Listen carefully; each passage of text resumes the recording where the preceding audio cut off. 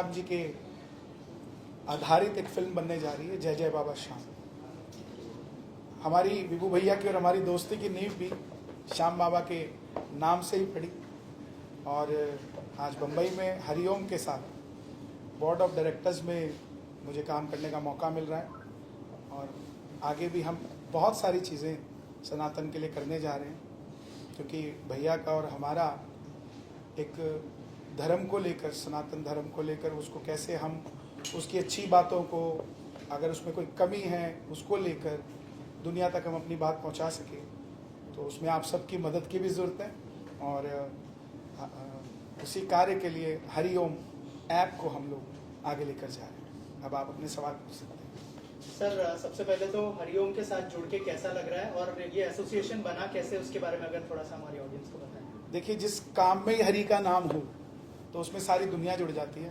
और ये एसोसिएशन हरि विभू भैया ने मुझे संपर्क किया कि ऐसे ऐसे हम श्याम बाबा के लिए फिल्म बनाना चाहते हैं, आप हमारी ऐप देखिए एक बार।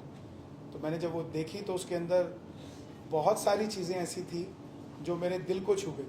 और मैंने भैया से रिक्वेस्ट किया कि मैं एज अ ब्रांड एम्बेसडर नहीं, मैं आपके साथ चलना चाहता हूँ, कैसे चल सकते हैं। तब उसके बाद हम शेयर होल्डिंग में आए और बोर्ड ऑफ डायरेक्टर्स में मैं इसमें साथ जुड़ा हूँ और हम ये फिल्म सबसे पहले करने जा रहे हैं। सर, ये जय जय बाबा श्याम जो खाटू श्याम जी है उनके बारे में है कहानी, अगर थोड़ा सा बताया हमारी ऑडियंस को कि किस तरह की कहानी होंगी। और ऑलरेडी लोग ट्रेलर देख चुके हैं और पसंद तो आया है सबको, मुझे भी पसंद आया, कुछ कहना चाहेंगे? देखिए, हमारे देवी देवताओं को लेकर दादी नानी की कहानियाँ भी रही हैं और शास्त्रों की भी कहानियाँ रही हैं। बहुत सारी चीज़ें ऐसी होती हैं, अब जिस तरह हम गणपति विसर्जन करते हैं उसको लेकर 3 कहानियाँ आ जाती हैं कि 1800 ईस्वी में सनातनियों को जगाने के लिए गणेश विसर्जन का कार्य किया गया। कभी महाभारत को लेकर कहानी आती है, अगर शास्त्रों में जाते हैं कि वेद व्यास जी के कहने पर जब वो लिखने लगे गणेश जी, तो उनका शरीर गर्म हो गया, तो उन पर उपटन की मिट्टी लगाकर उनको स्नान कराया गया। तो इस तरीके की कई कहानियाँ हो जाती हैं एक ही लक्ष्य के पीछे। उसी के चलते खाटू श्याम जी को भी लेकर बहुत सारी कहानियाँ अलग अलग तरीके से दुनिया जानती है। लेकिन एक शास्त्रधारी, जहाँ जहाँ बर्बरीक का नाम है, जहाँ जहाँ खाटू श्याम जी का नाम है, आने वाली पीढ़ी भ्रमित ना हो और कोई भी उन्हें भ्रमित ना कर सके, तो उसको आधार बनाकर हम इस फिल्म को बनाने जा रहे हैं, जो कि लगभग 2.5 घंटे की फिल्म आपको ऑल ओवर वर्ल्ड दुनिया में देखने को मिलेगी। और बहुत अच्छा कार्य चल रहा है। पूरी टीम ने हरिओम की, हमारी अंगीरा जी जिन्होंने इसको, वो भी इसमें बहुत मेहनत कर रही हैं। हम सब मिलकर इस कार्य को आगे ले जा रहे हैं। सर, इसके अलावा खाटू श्याम जी की जो कहानी है बहुत ही कम लोग जानते हैं, और जो अभी यंगस्टर्स हैं उनको ये कहानी बताना कितना इम्पोर्टेंट है, ताकि हमारा जो इतिहास है, हमारे जो धर्म है, उनके बारे में लोगों को पता चले, अगर उस बारे में कुछ शेयर करें। देखिए, सोना जिस प्रकार पहनने के काम आता है, बहुत सारी फूड आइटम्स में भी कहते हैं कि गोल्ड डला हुआ है, उसको खाइए। ऐसे ही आयरन भी फूड से मिल जाता है और लोहा देखने को भी बनता है। ऐसे ही श्याम बाबा का जो नाम है, आने वाली पीढ़ी उस चीज़ को समझ सके, सिर्फ देवता के बारे में ना जान सके, ये भी जान सके कि वो देवता कर क्या सकता है।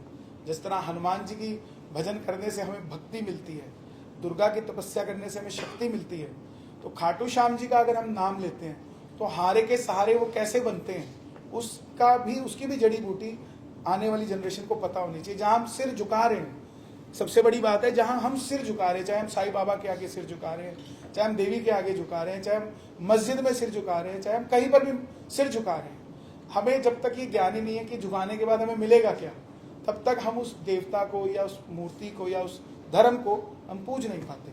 तो उसी के चलते हरिओम ऐप के अंदर हम सारे देवी देवताओं के बारे में ये जानकारी पिक्चर्स के जरिए, छोटी छोटी फिल्म्स के जरिए, भजन के जरिए पूरा दुनिया तक हम पहुंचाने की तैयारी। सर, बाबा खाटू श्याम जी के बारे में, सर, खाटू श्याम जी की स्टोरी जो है आपने क्यों चूज की, मतलब कि आपने पहली? मैं 7 साल की उम्र से भजन गा रहा हूँ खाटू श्याम जी की, लगभग 28 साल मुझे भजन गाते हो गए।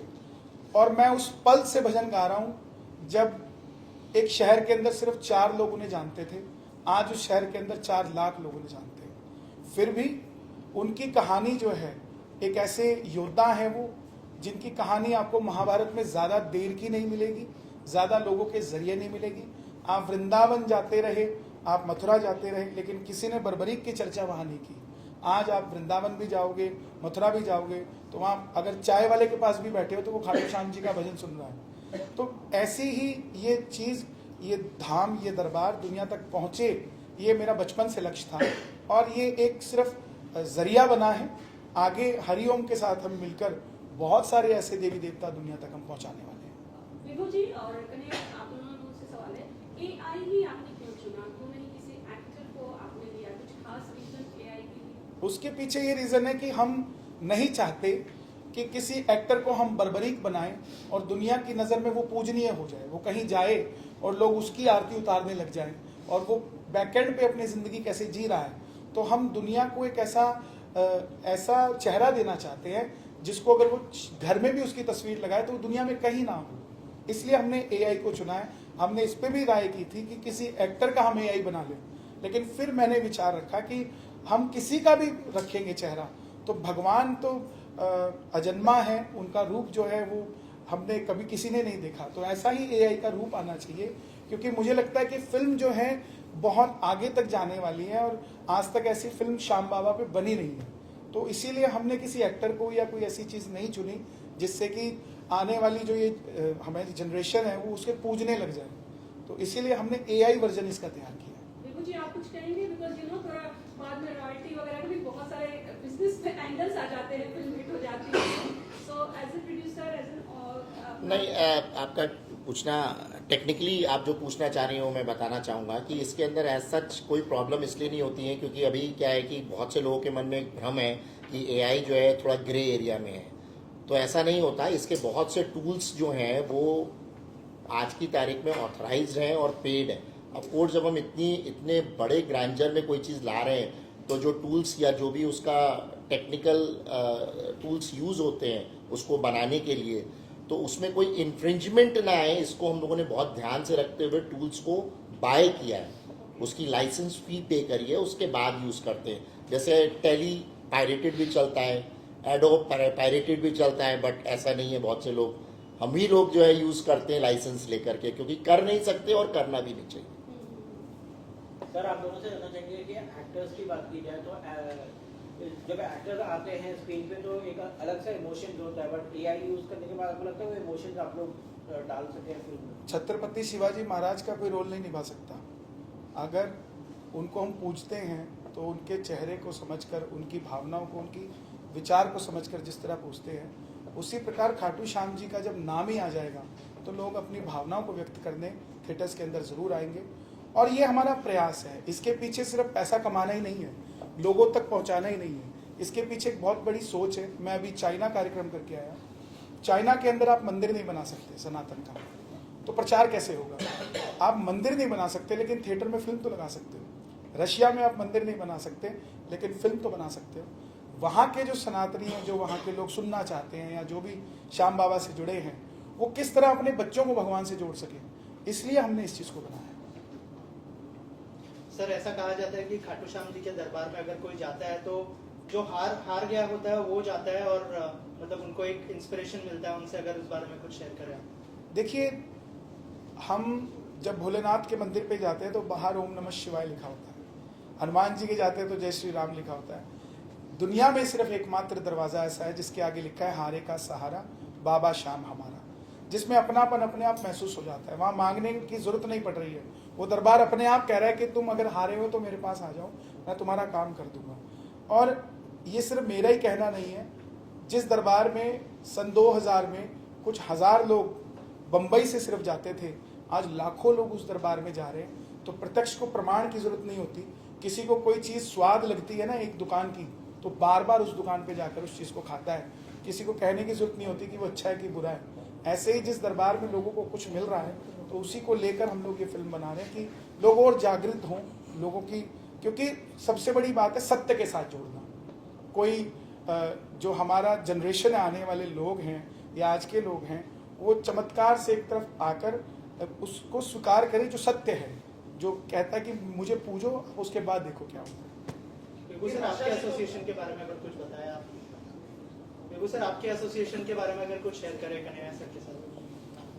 कन्हैया सर से मुलाकात जो है वो बहुत मुश्किल थी तो कई बार चर्चा चली मिलना है और मुलाकात दुबई में जाके हुई। तो सब भैया का कुछ प्रोग्राम भी था वहाँ पर, तो आए थे और हमने उनको फ़ोन पे डिस्कशन किया। उस बीच में उन्होंने हमारे ऐप को देखा। ऐप अगर आप लोग भी देखिए तो बहुत ही अलग तरीके का, वर्ल्ड का पहला ये एप्लीकेशन है जो अभी तक कहीं बना ही नहीं है। केवल फोकस्ड ऐप है जिसके अंदर हम लोग डिवोशनल स्पिरिचुअल कंटेंट को ही हम लोगों ने सिर्फ फोकस करके डाला हुआ है और इसके अंदर पौराणिक कथाओं को हम लोग कहने चाहते हैं। तो जब इन्होंने देखा तो इन्होंने कहा भैया आपने जो चीज़ें बनाई हैं ना, ये काफ़ी चीज़ें आप इसको नहीं बना पा रहे। और जब ये बैठे हमारे साथ तो मैं इनका भक्त हो गया। मैंने कहा भैया आप प्लीज़ मेरे साथ आ जाओ, क्योंकि उन्होंने कहा मेरे पास समय नहीं है और मैं सिर्फ आपको राय दे दूंगा, आप कभी भी मुझे फ़ोन करो, मेरा नंबर नोट कर लो। बट उन्होंने जब नंबर लिया और बात हुई उसके बाद मैंने कई बार रिक्वेस्ट करी। मैंने कहा भैया आप हमारे साथ जुड़िए, वरना हम ये चला नहीं सकते। हम ड्राइवर सीट पे हमको रास्ता आप ही को दिखाना पड़ेगा, भले कुछ भी हो, लेकिन हम चलाने में हम टेक्निकली आई एम स्ट्रांग कि हमें स्टोरी कैसे बनानी है। हमारी टीम है, जैसे अंगीरा जी हैं, अविनाश जी हैं, ये पूरी टीम को लेकर के चल सकते हैं, बना सकते हैं, क्रिएटिवली उसका एंगल दे सकते हैं। बट एक विजन होता है, वो विजन में इन्होंने कई ऐसी चीज़ें बताई जो हरिओम ऐप पे हम लोग नहीं कर रहे थे। तो मैंने रिक्वेस्ट करी, भैया से मुलाकात हुई, कई बार कहा मैंने, उनको भी लगा कि ऐसी चीज़ को ज़रूर लाना चाहिए हमारे भारत में। आज की तारीख में जो जेनजी हैं वो इसमें जुड़े, तो इसीलिए कंपनी का भी नाम भारत नेक्स्ट जेन रखा गया।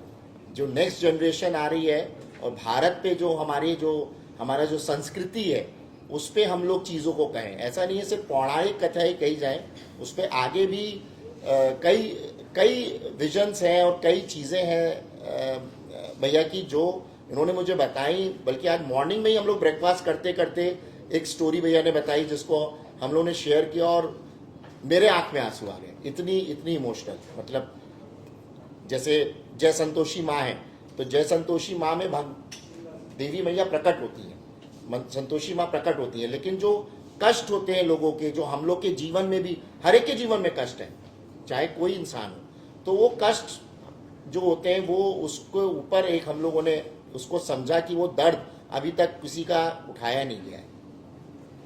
तो मेरे दो सवाल हैं आप दोनों से। पहला कि जैसा कि आपने कहा कोई भी बाबा के दर्शन करने जाता है हारा हुआ व्यक्ति, उसे कुछ ना कुछ मिलता है। आपके जीवन में कोई ऐसा चमत्कार हुआ जो आप दर्शकों के साथ शेयर करना चाहेंगे? और दूसरा, आने वाले टाइम में क्या हम आप लोगों का कोलैबोरेशन किसी फिल्म के जरिए भी देखेंगे? सबसे पहली बात तो मैं यहाँ बैठा हूँ, ये चमत्कार से कम नहीं है। आप सब बैठे हैं सामने, ये चमत्कार से कम नहीं है। एक छोटा सा बच्चा 7 साल की उम्र में गाना शुरू करता है, ये सोचे बिना कि उसको मिलेगा क्या, और उसके बाद भगवान उसको इतना कुछ दे देता है कि वो फिल्म बनाने के लिए आज आपके सामने बैठा है। और ये फिल्म ही आ रही है, जय जय बाबा श्याम जो है, और उसके बाद हम सालासर बालाजी पर, झुंझुनू माता पर बहुत सारी फिल्म्स हम बनाने जा रहे हैं। और चमत्कार से बस यही कहूँगा मैं कि आप मेहनत करिए, मेहनत से बड़ा चमत्कार दुनिया में कोई नहीं है। जब वो मेहनत करके बाहर निकलता है तो चमत्कार से ऊपर कुछ नहीं। बजट पर आप कुछ बता सकते हैं कि क्या वो टेक्निकली ये बता पाएंगे? इस पे कोई अभी हम लोग चर्चा ना करें ज़्यादा बेहतर है, लेकिन क्योंकि एआई पे लाइसेंस कंटेंट बन रहा है तो ऑफ कोर्स इसमें म्यूज़िक डबिंग, क्योंकि अभी इसमें आगे भी सोचा जा रहा है कि इसमें डबिंग हम कुछ नोन एक्टर्स से करवाएं जो थिएटर में जब दिखे और तो एक अलग ग्रैंड्योर निकल के आए। तो अभी उसकी कॉस्टिंग वर्किंग चल रही है, बट हम लोग अभी कंटिन्यूसली एक ब्रेकअप, आपका भी ये कहना होगा आपने पिक्चर स्टार्ट कर दी, बट आपका एक लेवल होगा कि इस लेवल तक हम बनाएंगे। तो वो हम लोग अभी एक स्टार्ट कर रहे हैं, क्योंकि आपको भी पता है एआई पे अभी तक कोई फिल्म 100% आई नहीं है जो थिएटर पे आए। तो अभी हम लोग उस पर वर्क कर रहे हैं। बस ये है कि इस पर अभी हम लोग रुकेंगे नहीं, ये हमको करना है और आगे भी करना है, जैसा भैया ने बताया। सर, अभी एक फिल्म आई थी नरसिम्हा नाम की जिसको एनिमेटेड में बहुत अच्छा रिस्पांस मिला, तो आपने सोचा है कि इस फिल्म को फ्यूचर में थिएटर में भी उतारा जाए? थिएटर में ही आएगी ये फिल्म थिएटर में ही आएगी और एप्लीकेशन पे बाद में आएगी, पहले थिएटर पे आएगी और लगभग ऑल ओवर वर्ल्ड आएगी एक साथ। और हमारे पास इतना ज़बरदस्त रिस्पांस आ रहा है कि जो समितियां कार्यक्रम करवाती थी वो कह रहे हैं कि आप थिएटर में अगर फिल्म लगाएंगे तो हम कार्यक्रम की जगह वो पैसा मूवीज़ दिखाने में अपने लोगों को लगाएंगे।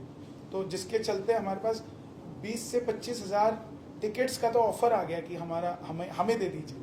तो ये थिएटर्स में ही आएगी और थिएटर के लिए ही हम बना रहे हैं। Thank you sir, thank you so much. हम लोग एक ट्रेलर देख लेते हैं सर।